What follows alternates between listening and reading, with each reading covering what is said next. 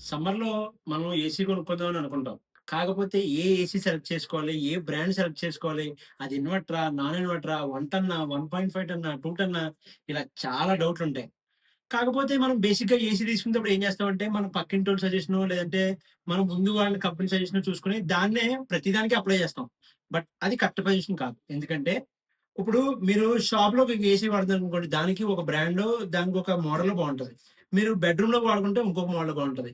అలాగే ఔట్‌డోర్ మనం ఎక్కడ పెడుతున్నాం అనే దాని మీద కూడా మీరు ఏ బ్రాండ్ తీసుకోవాలనేది డిపెండ్ అయ్యి ఉంటది. సో, మీరు తీసుకునే ఏసీ ఏదైనా కానివ్వండి, ఏ కంపెనీ అయినా కానివ్వండి, ఇన్వర్టర్ గాని, నాన్ ఇన్వర్టర్ గాని, 1 టన్నా, 1.5 టన్నా ఏదైనా కానివ్వండి. మీరు తెలుసుకోవాల్సిన విషయం ఏంటంటే, మీరు ఏసీని ఎక్కడ ప్లేస్ చేస్తారు? తర్వాత ఏసీని ఎంతసేపు వాడతారు? అలాగే మీ బడ్జెట్ ఎంత? మీ బడ్జెట్‌లో ఫైనాన్స్‌లో తీసుకుందాం అనుకున్నారా? క్యాష్‌లో తీసుకుందాం అనుకున్నారా? సో, ఈ 5 ఆటిల యొక్క రిజల్ట్‌ని బట్టి మీరు ఏసీ సెలెక్ట్ చేసుకోవాలి.